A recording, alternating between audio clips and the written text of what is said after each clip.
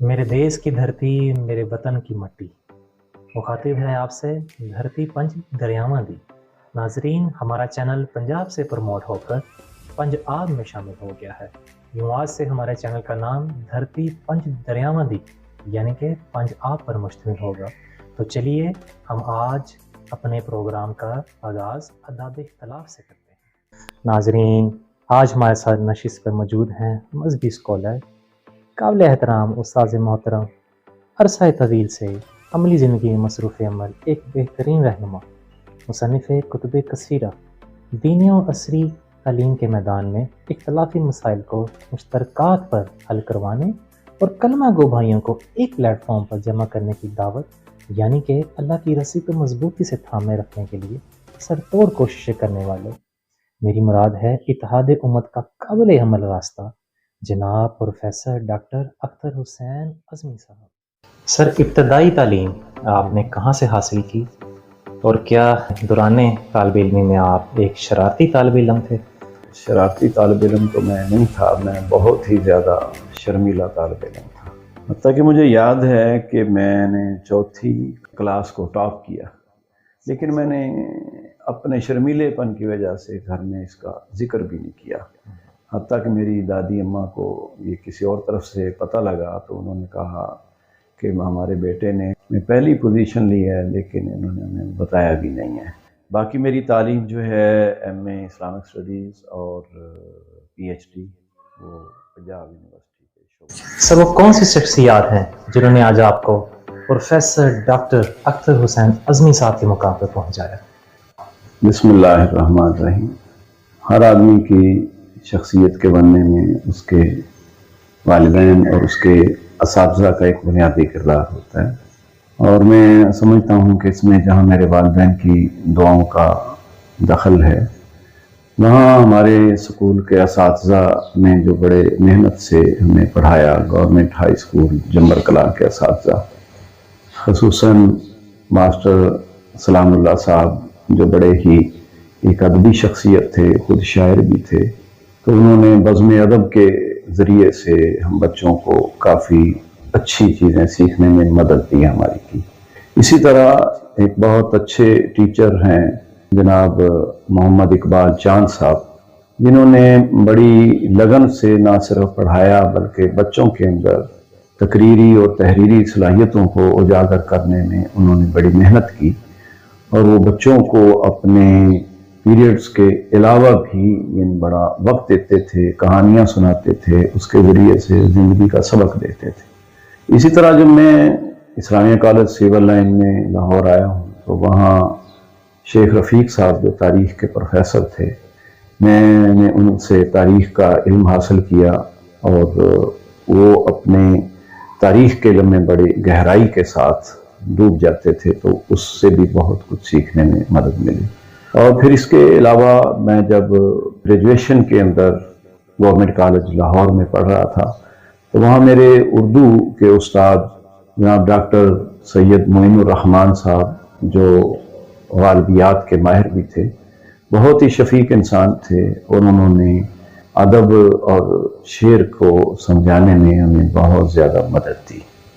इसके अलावा पंजाब यूनिवर्सिटी के अंदर एक बहुत बड़ा नाम था उन दिनों डॉक्टर खालिद अलवी साहब का शोबा इस्लामियात के अंदर, और वो खासा सामने उन्होंने बरतानिया में भी तालीमी खिदमात अंजाम दी थी, तो उनसे कसबे फैज़ हुआ, और उनकी शख्सियत ऐसी थी कि जिसकी वजह से मुझे खुद उस्ताद बनने का शौक़ भी मेरे अंदर पैदा हुआ कि वो एक कामिल उस्ताद थे और बहुत अच्छी गुफ्तगू करने वाले थे। तो ये शख्सियात हैं, मैं समझता हूँ कि जिन्होंने इस तरफ मुझे लगाने में और रिसर्च के काम में लगाने में बड़ी ही रहनुमाई फरमाई। उर्दू और इस्लामियात के मज़ामीन के साथ बड़ा एक रुझान है, बड़ा लगाव है। तो सर, मैं आपसे ये पूछना चाहूँगा कि हमारे जो सादत हसन मंटो साहब थे और जॉन एलिया साहब थे, उनकी तहरीर या उनके ख्यालात, उसके बारे में आप क्या राय रखते हैं? जहाँ तक जॉन एलिया का ताल्लुक है, सादत हसन मंटो को पढ़ने का इत्तफाक हुआ दौरे तालिब इल्मी में, तो मैं समझता हूँ कि हकीकत निगारी के अंदर वाकई उनका एक बड़ा हिस्सा है। अपने अफसानों के ज़रिए उन्होंने बहुत से हक़ाइक़ से पर्दे उठाए हैं जिनको हम छुपाते हैं। कई उनके अफसानों पर दीनी हिसाब से एतराज़ भी किया जा सकता है।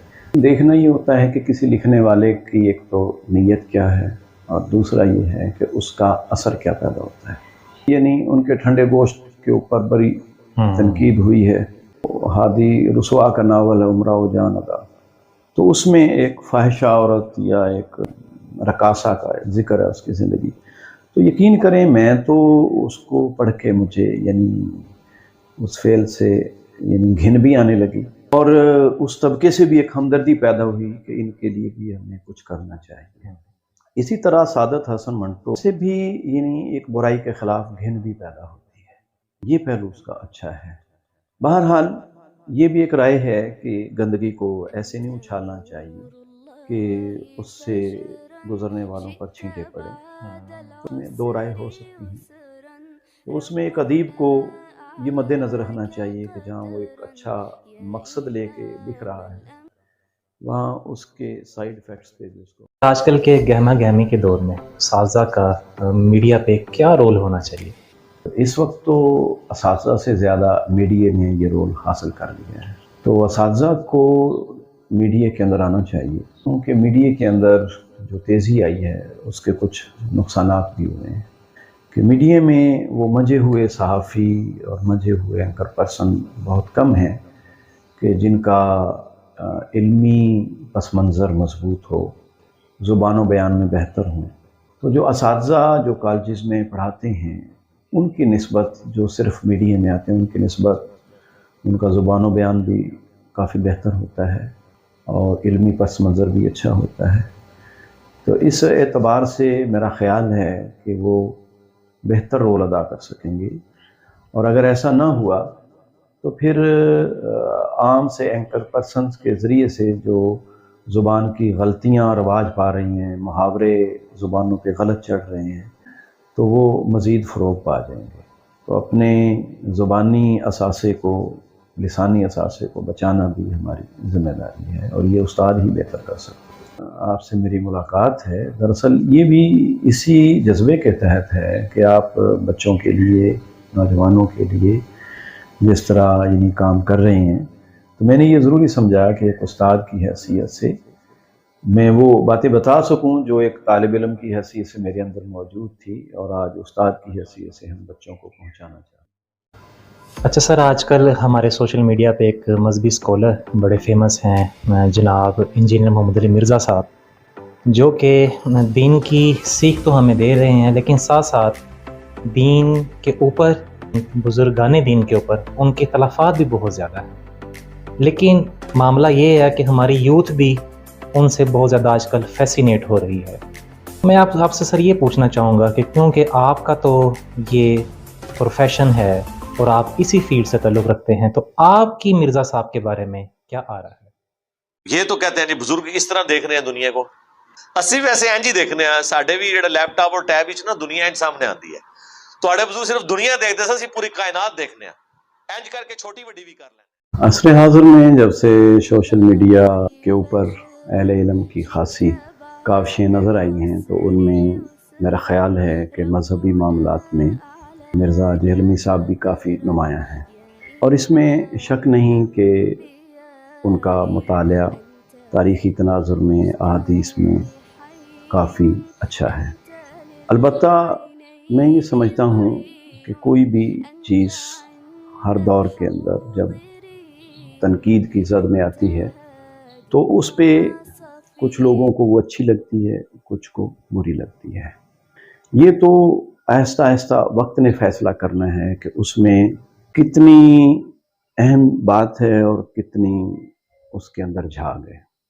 बिल्कुल ऐसे ही कि जैसे वो कुरान ने भी बताया है कि जब कोई सैलाब है या उसमें एक तो झाग होती है और एक असल होता है उसका, तो झाग असल में एक तरफ हट जाती है। तो अफकार व नज़रियात पर तनकीद होती आई है।